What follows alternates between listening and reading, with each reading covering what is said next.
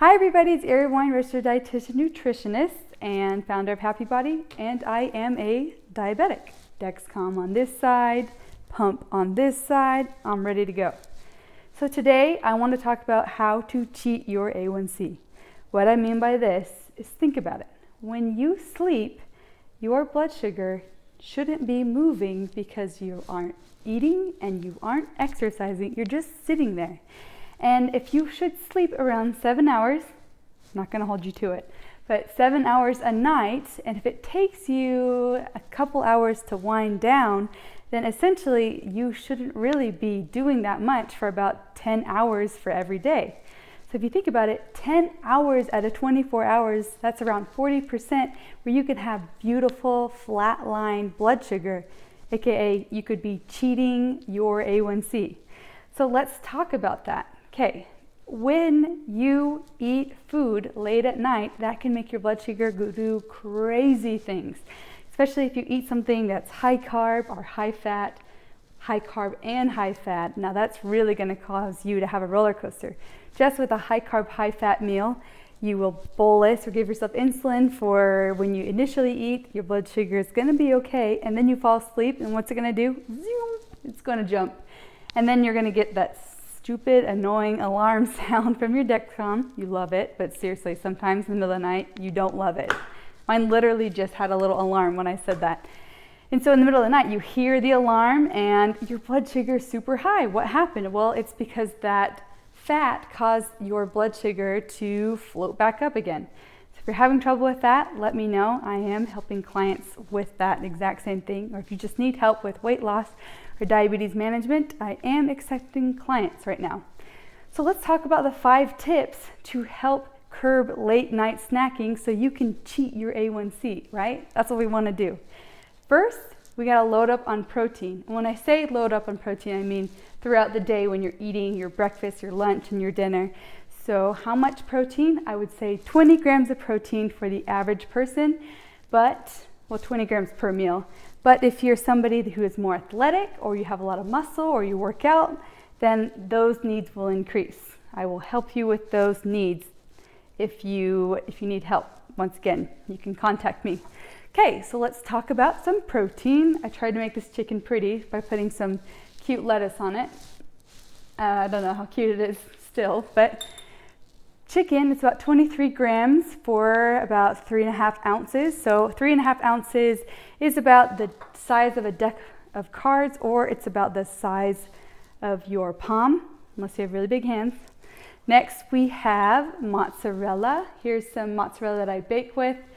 And 1 ounce of mozzarella is about 7 grams of protein, or you can just get cheese sticks. These aren't fancy, and you can take them anywhere. So I gotta have some cheese sticks around. Next, we have some hard-boiled eggs. Okay, this egg maker is amazing. I'm not affiliated with it at all, but I love egg makers. So with this one, I put water in it and I press this little button, and then it cooks the eggs till they're perfect, and then it automatically shuts off. So then I have perfect eggs all the time in my fridge. And eggs are about 6 to 7 grams of protein.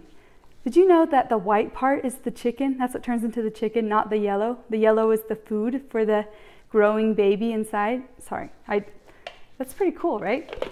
Because if you think about it, the protein part is what grows into the muscles of the chicken. Sorry if it's TMI, I love stuff like that. Okay, so let's talk about some vegan sources of protein, right? We know animals give you protein. One of those would be lentils. Lentils have carbohydrates, but they're extremely high in fiber and protein, and they're considered a superfood. We'll get into fiber. Fiber's another tip. So next we have our beautiful tray of nuts and seeds. We have edamame, which is 16 grams per 1/4 cup. A lot of people don't really know about edamame because it's I don't know, people just don't know about it. But it's super easy for a snack. So I just have some edamame in little sacks, and I keep it in my purse. Another thing to eat is pumpkin seeds, and pumpkin seeds are high in protein, and they are a good source of healthy fat, and they have a ton of magnesium and fiber with the shell.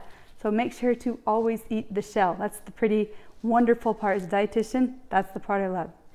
Next, we have some almonds, and almonds are a great source of protein too. So actually, of the nuts, almonds are the highest protein per capita. That's not what I meant, but you get what I'm trying to say. So load up on protein, about 20 to 25 grams, unless you have higher needs, depending on your athletic ability.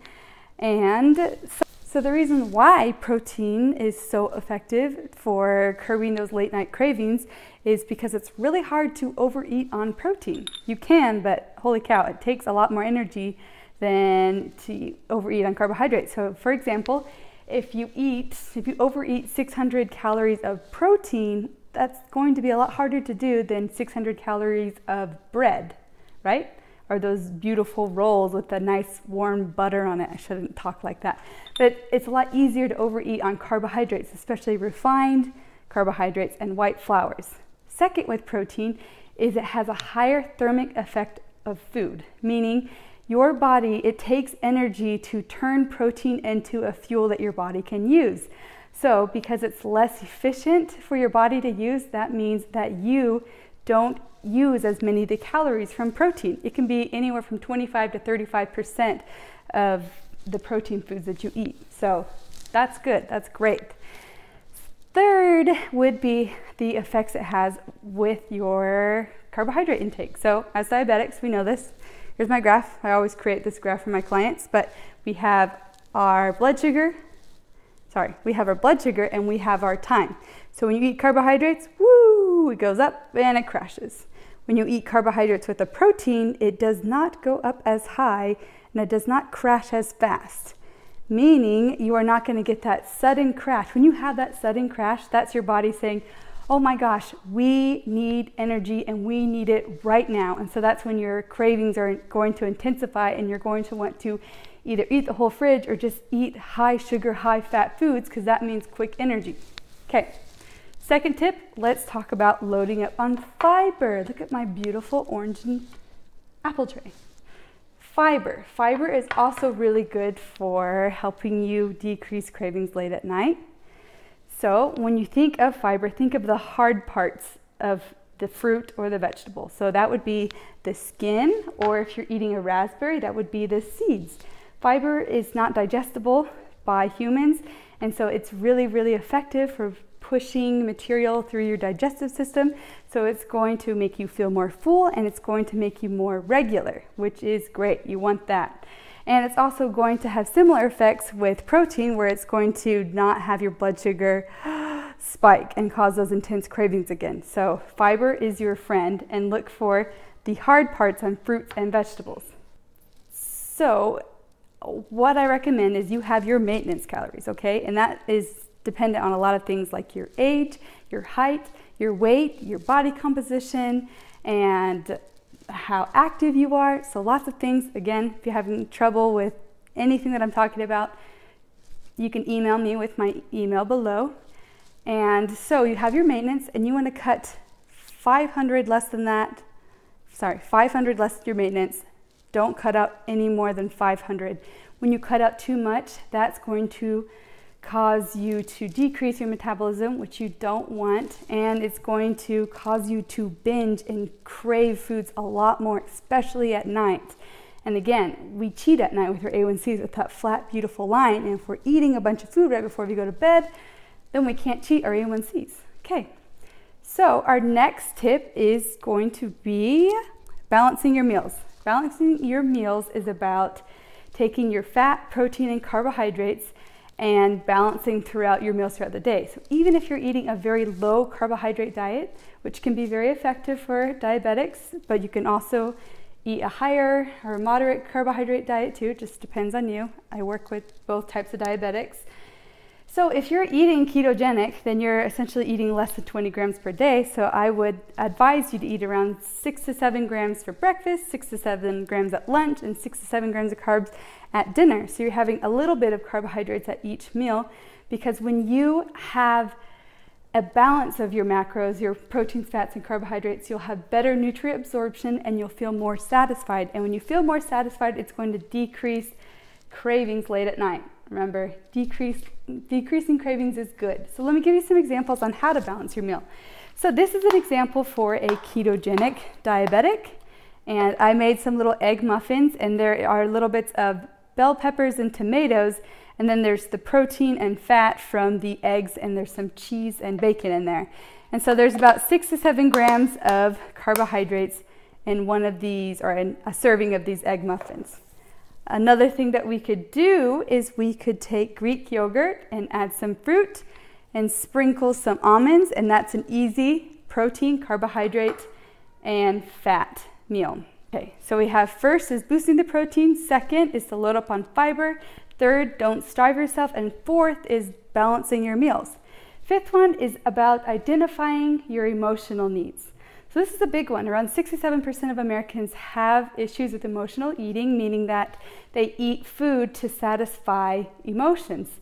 So this can be a double whammy for diabetics, because not only are we feeling crummy, so we're eating food, but then that food greatly affects our blood sugar, which makes us feel bad because we have this crazy blood sugar.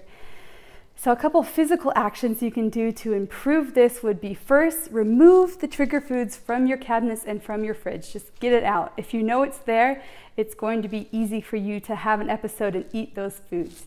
Second would be to create a food mood journal. What I mean by that is when you're about to eat something, write down your emotions so you can look back and see, oh, this is what happened, and this is how I was feeling, and this is what led to that emotional binge of food later on. This is really effective for clients.